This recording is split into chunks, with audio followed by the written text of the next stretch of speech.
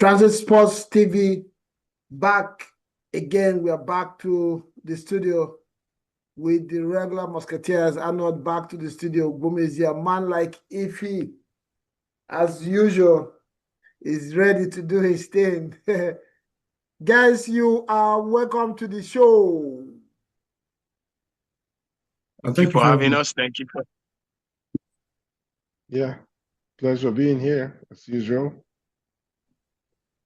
Yes. We are here. Let's touch base with our fans out there to see who is in the house. Is John there as usual? What's his name? Okay, they're not there yet. Oh, Femino. I know if you miss this show, then something is wrong somewhere. If I don't see you on this show, wow. Ugum, I don't know if you're feeling what I'm feeling. This is ridiculous. Football is crazy. We're supposed to be starting this show with from the Friday games, but we're going to start with Liverpool and Newcastle. The game just finished right now. What a game. I don't even know. Can't find words to describe this one today.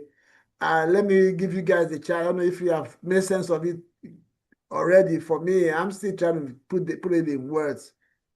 Arnold, how did you see that game?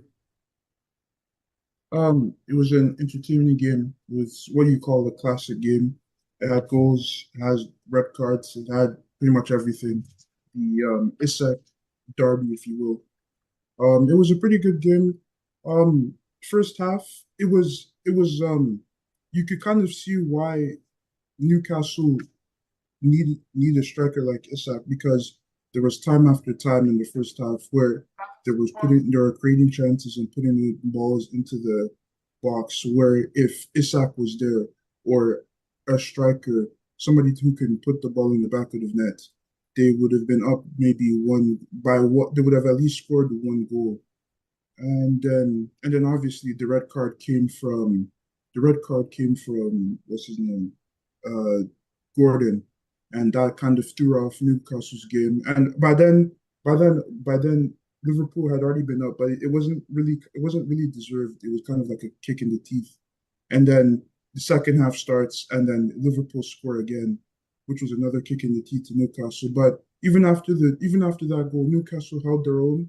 They got two goals from set pieces, as you will, and they were looking like they were going to win this game. As you can see, from what I saw, there was 10 shots to Newcastle, 5 to Liverpool, 4 on target, there were 4 big chances, and Newcastle couldn't capitalize on those big chances, and it was just down to taking chances and creating something out of nothing, which was what won Liverpool at the end of the game. Yes, I cannot agree with you anymore. Ugum, what's your take? As an Arsenal fan, I know right now you are not you're not a happy man with the outcome of that game. Well, it was simply impressive, incredible. This is football at its best, and we know EPL will always serve up this kind of game, and it's for the average football fan to enjoy. Yeah. Yes, being an Arsenal fan, I'm not exactly delighted with the outcome, but really I'm not too bothered, especially as I dislike Newcastle in equal measure as I dislike Liverpool. So, it's all good. It is what it is. So what I find quite stunning is the composure with which Liverpool scored that winning goal, especially Szoboszlai. The way that Szoboszlai skipped over that ball, and the composure with which the 16-year-old Gumoha slaughtered that ball in was just amazing. This is football at its best. Wonderful game. Malak Ifi, let me touch base with you right quick before we start to now break it down. I have a few talking points I picked up in that game for us to talk about. Hey, you see, I hear the sadness in Odo. But the truth is this. The truth is this. You always football is an incredible sport. Remember what they say. It's not over until it's over. And I mean, for Liverpool fans right now, they'll be over the moon. They'll be delighted. I've said it before. I think Liverpool will struggle truly because they lost Lucho to Bayern. But if you look at their gaffer, he's been able to inculcate. I don't know. There's something. I think there's something about him though, because he always brings up some surprises that were shocked. Who would have believed that Soboslai will be playing right back? That was shocking to me when I saw the lineup. And secondly, with the team, yeah, at the minute they're not playing like the Liverpool of last season towards the end of last season where they were dominating teams. Newcastle came at them fiery, edgy. Um, should have scored a few goals if they had Ishak or a top tier striker in the beginning. They struggled with some hit and miss chances. Gordon was decent. Barnes was decent, but the lack of a striker actually told on them first. I would say like maybe 20 minutes. And football, if you don't take your chances, one chance from the opponent can really make your game, or it can break your game. And Liverpool had the opportunity with grabbing back, which they took. So when you look at it, do we say the better side deserve to win? I don't know. But if you look at the totality of the game, I think it was fair for Liverpool to win that game. Unfortunately, Newcastle they were their own architects to their own downfall. I have a problem with VAR, which I've repeatedly stated on different forums, and that I'd like to see where the refs stick to their original decision. I understand the new rules and the Stodge challenge and all of that, but in that moment, yeah, it wasn't malicious. I'll be honest with you, I don't think it's a red card. I really don't.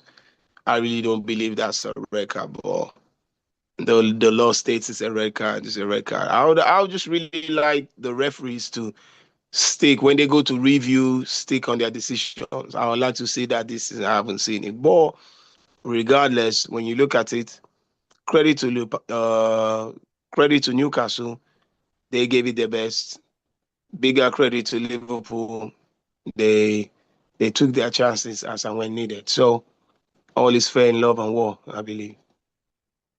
Yes, for me, as I hear you guys looking at the game like as it broke, like if you like you mentioned right there when the lineup came up, I was looking at okay, maybe Gravenberch will play from the right back. Then he was going to play Szoboszlai and Curtis Jones with who's the third person in the midfield.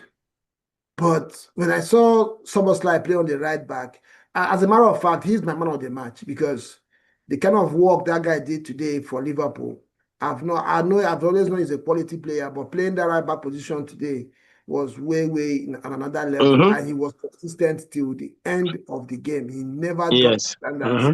the energy level, everything. And these Newcastle players, anywhere they play, they know the kind of energy they come in with, and they're talking about when they're on the time side. So for me, it was going to be a very difficult role for Szoboszlai, but how he was able to contend when Elanga came there, when Anthony Gordon came, Harvey Barnes, it was really for me. I didn't know where he found that strength from, even with the pace of the game and everything. Yeah, of course, Van Dijk does what he really does. Then the referee, like you mentioned, there were so many questionable calls today, but sometimes it happens. Like Ekitike is supposed to have been booked in the first half. There was a free kick that was done against, and he kicked the ball away. The referee ignored that. We have seen players sent out of games because of things like that. You know. Then, like you mentioned, a man like Ify, for me, Newcastle the only way they were going to get something out of this game, the way it was going, was through free kicks. And the first 20 minutes, they had loads of them and couldn't really make anything out of it in the beginning until the Liverpool started scoring and even went 2 goals ahead. But on the other perspective, Ekitike has shown that. I was looking at it as I was watching that game. I was like, oh, this is a pure EPL test for Ekitike and Vitz. But come on, boy, these guys came in today and passed the test. Ekitike is Leto. That guy, I don't even know what Liverpool are looking for Isak for. Because sometimes there are some good additions you make into your team. Instead of making you better, he can at times spoil your balance of play. So it's going to be interesting to see how Ancelotti is going to use these players when he eventually brings Isak.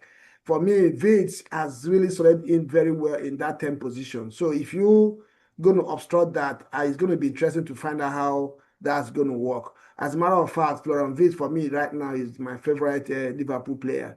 That guy he just gets on with his business, and that takes me to another point I want to make about Liverpool today. Newcastle knew that they just had to ruffle Liverpool somehow to get a result in this game, and they did that and kept doing it.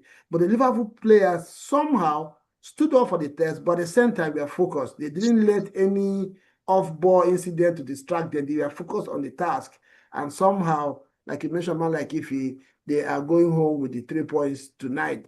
And if we really want to say football being fair, I don't think Liverpool deserve to win the game.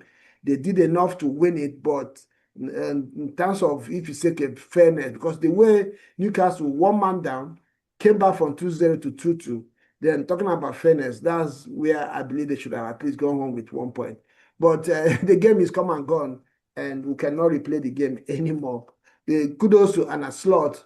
Somehow, this is how Liverpool won this league last season. I'm worried that they're coming up, starting with the same way again this season, and most likely this is not going to go well with other teams in EPL. Let's touch base right quick with our viewers out there.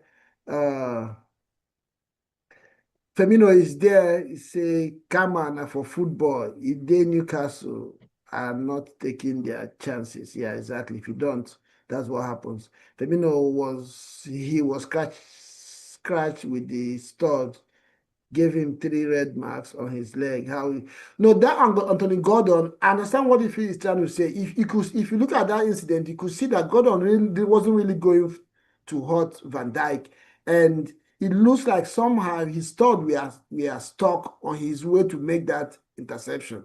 So coming from that perspective, like if you mentioned, that's where I also believe that the referees should have let that one go. But I mean, it's come and gone. There is nothing we can do right now. We will just let it go. Does anybody have anything to touch on that before we move to the next game? Ukum, anything to say? Well, yeah, no, the EPL keeps living up to its billing. Wonderful game, like everybody else has said. Newcastle had opportunities to, salvage something in spite of being 1 man down. But even when they had a full complement, they had opportunities to put the ball in the net, but they couldn't. So they suffered for it. Liverpool lived up to their billing as defending champions. Yeah, this is just the second week in the EPL, and we've seen enough drama to make up for the past 6 months that we've been waiting for EPL to start.